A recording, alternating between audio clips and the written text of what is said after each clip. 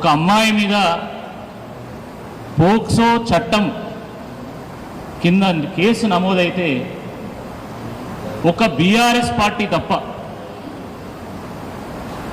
దేశవ్యాప్తంగా సైద్ధాంతికంగా బీజేపీకి బద్ధ శత్రువైనటువంటి కాంగ్రెస్ పార్టీ సైతం, దాంట్లో ఈవెన్ కమ్యూనిస్టులు, ఎందుకంటే కాంగ్రెస్ పార్టీతోనే పొత్తు ఉంది కాబట్టి రేవంత్ రెడ్డి గారు వాళ్ళ నోళ్ళు కూడా మోయించుళ్ళు, ఎవరు కూడా స్పందించలేదు. ఎవరు కూడా ఇప్పటివరకు స్పందించలేదు. ప్రధాన మీడియా ఛానళ్ళు, ప్రజా సంఘాల వాళ్ళు, మహిళా సంఘాల నాయకురాళ్ళు, మహిళా హక్కుల నేతలు,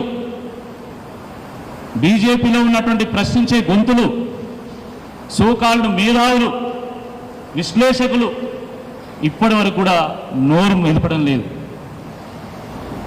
కాకపోతే బహిరంగ సభల్లో టీవీ ఛానళ్ళల్లో చట్టం ఎవరికి చుట్టం కాదు, చట్టం తన పని తను చేసుకుపోవాలని చెప్పేసి ఈరోజు స్టేట్మెంట్లు ఇస్తూ ఉన్నారు. చాలా దురదృష్టకరం. 11 ఏళ్ళు భారతీయ జనతా పార్టీలో పనిచేసినటువంటి ఒక కార్యకర్తగా, ఇదే బండి సంజయ్ గారితోనే సన్నిహితంగా మెదిలినటువంటి ఒక వ్యక్తిగా ఈరోజు బీఆర్ఎస్ పార్టీ ఆదేశాల అనుసారంగా పనిచేసేటువంటి ఒక క్రమశిక్షణ కలిగినటువంటి కార్యకర్తగా, ముఖ్యంగా ఒక బాధ్యత కలిగినటువంటి ఒక పౌరుడిగా ఈరోజు ఈ అంశం పట్ల నేను స్పందిస్తూ ఉన్నా. బండి సంజయ్ గారు, నేను ఇద్దరం కూడా భారతీయ జనతా పార్టీలో ఒకే సమయంలో అధికార ప్రతినిధులుగా పనిచేసాం. చాలామంది తెలిసి విషయం. సరే, వారి అదృష్టం బాగుండి వారు రాష్ట్ర అధ్యక్షులైనలు. దాని తర్వాత ఈ తొక్కుడు బిళ్ళ ఆటలు బాగా ఆడి ఆయన ఎంపీ అయ్యిండు, కేంద్ర మంత్రి అయ్యిండు. దాని తర్వాత ఏం జరిగిందో మీ అందరికీ కూడా తెలుసు. వాస్తవానికి వాజ్పేయి గారు ఆనాడు మొదటిసారి వారి ప్రధానమంత్రి అయిన తర్వాత, దాని తర్వాత రెండోసారి ప్రధానమంత్రి అయిన తర్వాత, ఆ రోజు ఒక్క ఓటుతోని తన ప్రధానమంత్రి పదవి పోతుందని తెలిసి కూడా గడ్డిపోచలాగా ఆ ప్రధానమంత్రి పదవిని ఆయన వదులుకున్నాడు. హవాలా కుంభకోణంలో అద్వానీ గారి మీద ఆరోపణలు వచ్చినప్పుడు ఆయన ఒక స్టేట్మెంట్ ఇచ్చిండు. అది హిస్టారిక్ స్టేట్మెంట్. రాజకీయ నాయకులకు కర్తవ్యాన్ని బోధించేటువంటి ఒక స్టేట్మెంట్ ఈనాటికి కూడా. హవాలా కుంభకోణంలో నా మీద ఆరోపణ వచ్చింది కదా, నేను నిర్దోషినని రుజువయ్యేంత వరకు ఈ పార్లమెంటులో అడుగుపెట్టాలని శపథం చేసి తాను నిజంగా నిర్దోషి అయిన తర్వాతనే మళ్ళీ లోక్సభలో అడుగుపెట్టినటువంటి నాయకుడు కలిగినటువంటి పార్టీ భారతీయ జనతా పార్టీ. కేవలం అది మాత్రమే కాదు, పార్టీ ఫండ్ విషయంలో ఒక 10,000 రూపాయల విషయంలో వివాదం చెలరేగితే జాతీయ అధ్యక్షుడైనటువంటి బంగారు లక్ష్మణ్ గారు ఆ రోజు రాజీనామా చేసిండు. అలాంటి పార్టీ భారతీయ జనతా పార్టీ. మరి అలాంటి పార్టీని ఏ పార్టీ విత్ డిఫరెన్స్ అన్నారు. ఎవరో పార్టీ కార్యకర్తలు కాదు, ప్రజలు ఇచ్చిన బిరుదు. మరి అటువంటి భారతీయ జనతా పార్టీ ఈరోజు ఎంతకు దిగజారిపోయిందంటే, కేంద్ర హోంశాఖ సహాయ మంత్రి కుమారుడు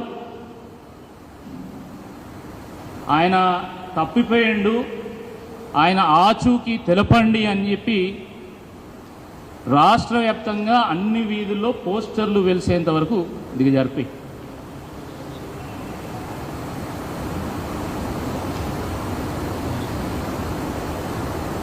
ఇది వాస్తవానికి చాలామంది వాళ్ళ పార్టీ కార్యకర్తలు కూడా రుచించడం లేదు. నాకున్నటువంటి మిత్రులు చెప్తున్నటువంటి విషయమే నేను చెప్తున్నా. కొందరైతే పార్టీ వేరు, తను వేరు, తండ్రి వేరు, కొడుకు వేరు అని మాట్లాడుతున్నారు. బండి సంజయ్ గారు కూడా జాతీయ ప్రధాన కార్యదర్శి. కాబట్టి పార్టీ వేరు తను వేరు, ఈ అంశం వేరు, మాకు సంబంధం లేదు అని చెప్పడానికి వీలు ఉండదని చెప్పి ఈ సందర్భంగా నేను గుర్తు చేస్తాను.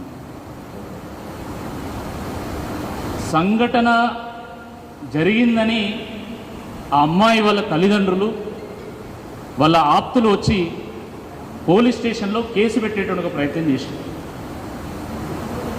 ఆ కేసు పెడుతున్నటువంటి సమయంలో సుమారు 8 గంటల పాటు వాళ్ళని పోలీస్ స్టేషన్లో పోలీసులు వెయిట్ చేయించుకున్నారు.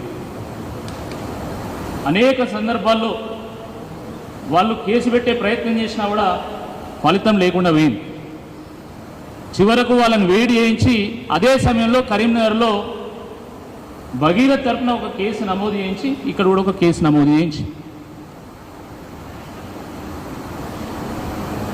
ఇది ఎంతవరకు కరెక్టో పోలీస్ అధికారులు ఆలోచించుకోవాల్సిందే ఈ సందర్భంగా నేను కోరుతున్నా. కేవలం అదే కాదు, ఈరోజు బాధితురాలి తల్లిదండ్రులు చెప్తున్నటువంటి అంశం ఏంటంటే,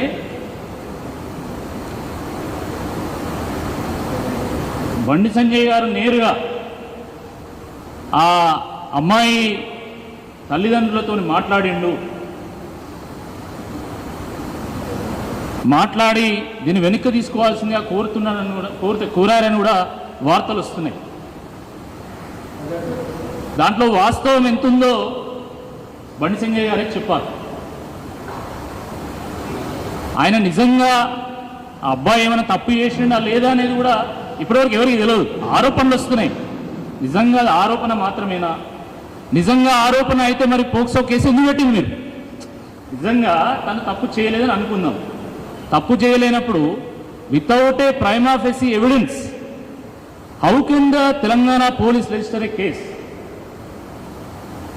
ఇది ఈ ప్రశ్న అందరి మెదళ్లలో ఉన్నది. కాబట్టి దీని మీద అయితే పోలీసులన్నా వివరణ ఇవ్వాలి, లేదా బండి సంజయ్ గారన్నా వివరణ ఇవ్వాలి. వివరణ ఇవ్వకుండా దురదృష్టకరమైనటువంటి విషయం ఏంటంటే, సోషల్ మీడియా ఇన్ఫ్లుయెన్సర్స్తోని, తనకు అనుకూలమైనటువంటి మీడియాతోని పాపం ఒక మైనర్ బాలిక మీద హనీ ట్రాప్ అని చెప్పేసి కథనాలు రాస్తున్నారు. ఇది ఎంతవరకు కరెక్ట్ అని చెప్పి ఈ సందర్భంగా నేను ప్రశ్నిస్తున్నాను. ఎవరైనా కావచ్చు, నిందితులు ఎవరైనా కావచ్చు, బాధితులు ఎవరైనా కావచ్చు, ఒక మైనర్ బాలిక అమ్మాయి పట్ల ఆ రకంగా రాయొచ్చా? ఒక మైనర్ బాలికను హనీ ట్రాప్లో ఎరవేస్తారా? దీని మీద చాలా మందికి అనుమానాలు ఉన్నాయి. సోషల్ మీడియాలో మేము పెద్ద వారియర్స్ అనుకునేటువంటి వాళ్ళు కూడా వార్తలు రాస్తున్నారు. ఫోటో